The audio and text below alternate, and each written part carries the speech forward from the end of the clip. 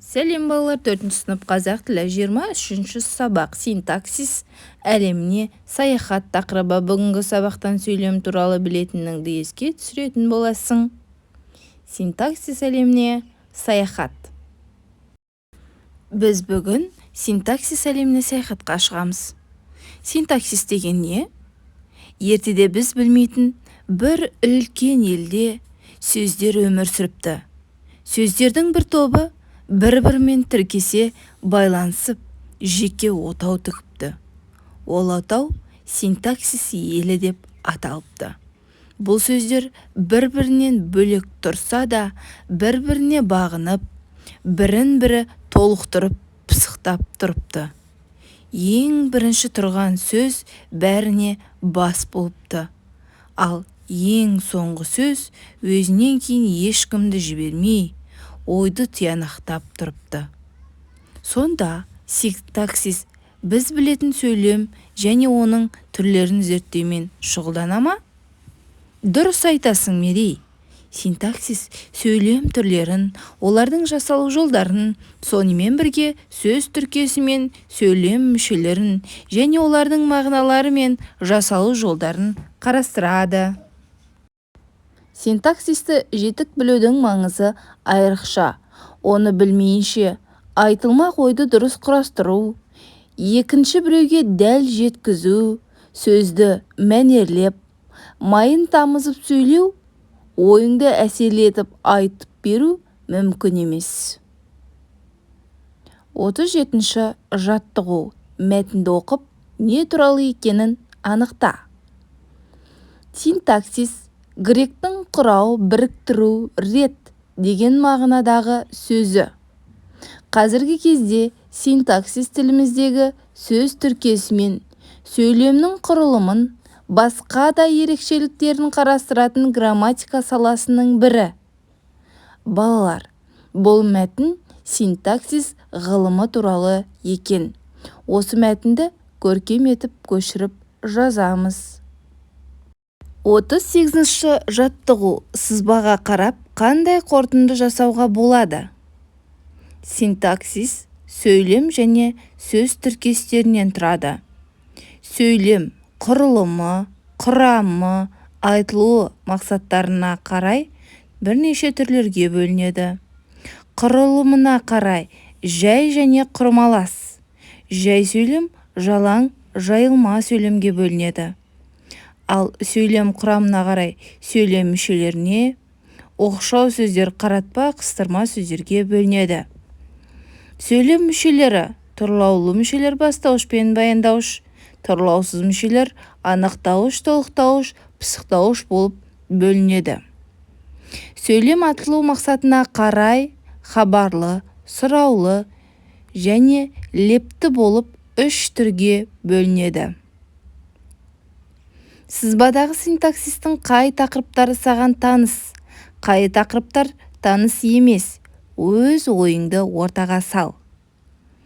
Синтаксис үлкен тақырыбы бойынша сөйлемнің құрылымы және де құрамы, құрамының ішіндегі сөйлем мүшелері тұрлаулы, тұрлаусыз мүшелер және де сөйлемнің айтылу мақсатына қарай хабарлы, сұраулы, лепті түрлері бізге таныс. 39-ші жаттығу. Жай сөйлемдерді сөйлемнің айтылу мақсатына қарай бөлінетін түрлермен сәйкестендір.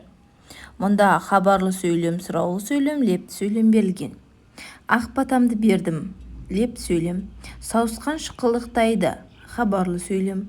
Баланы уатама, сұраулы сөйлем. Ірімшік сүттен жасалады, хабарлы сөйлем. Күннің суығын-ай, лепті сөйлем. Жұлдыз жымыңдайды, бұл хабарлы сөйлем. Ал енді берілген сөйлемдерді жалаң және жайылмаға ажырат. Жалаң сөйлемдерді жайылма сөйлемдерге айналдырып жаз. Құраған сөйлемдеріңді сөйлем мүшелеріне талда. Демек, бізде жай сөйлем, жалаң және де жайылма деп екіге бөлінеді. Жалаң сөйлем тек бастауыш пен баяндауыштан ғана құралады. Ал жайылма сөйлем болса, бастауыш, тұрлаусыз мүше, баяндауыштан тұрады. Демек, мұндағы сауысқан шықылықтайды, жұлдыз жымыңдайды сөздері жалаң сөйлем болып тұр. Осы екі жалаң сөйлемді жайылма сөйлемге айналдырайық. Сауысқан қатты шықылықтайды.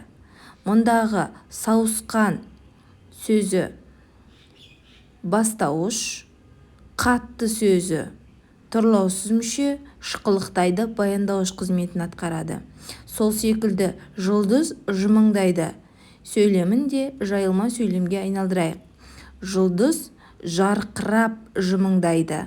Мұндағы бастауыш жұлдыз, жарқырап сөзі тұрлаусыз мүше, жымыңдайды сөзі баяндауыш қызметін атқарады.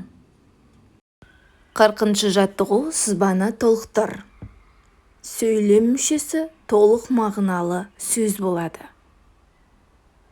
Белгілі бір сұраққа жауап береді. Басқа сөздермен байланысқа түсіп, тірек құрайды. Бірнеше сөйлем құрап жаз. Оларды сөйлем мүшелеріне талда.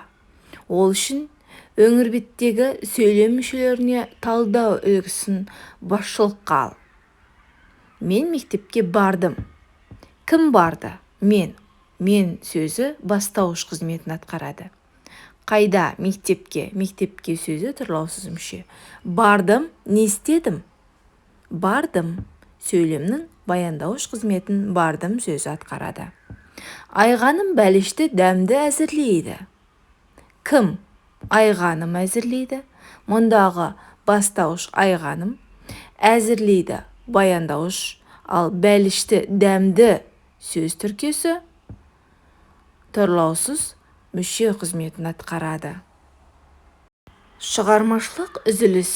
Кім келіспейді ойына?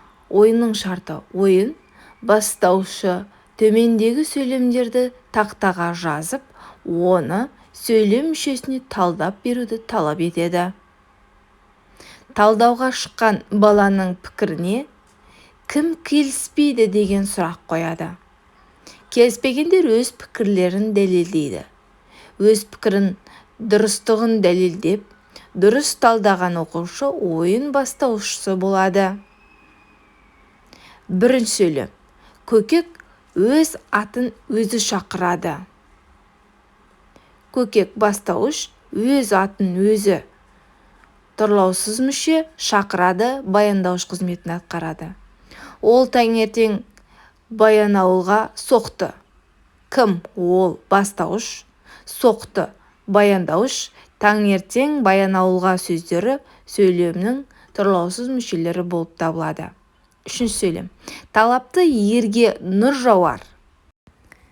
Не? Нұр сөйлемнің бастаушы, не істейді? Жауар сөйлемнің баяндаушы, талапты ерге сөзі сөйлемнің тұрлаусыз мүшесі.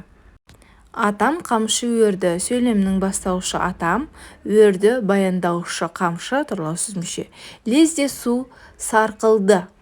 Су бастауыш, сарқылды баяндауыш, лезде сөзі сөйлемнің тұрлаусыз мүшесі болады. 42-ші жаттығу. Сөйлем құрамы бойынша алған біліміңді пайдаланып, жағдаяттан шығып көр. Сөйлем мүшелерінің кезекті мәжілісі болды. Алғашқылардың бірі болып, бастауыш сөз алды.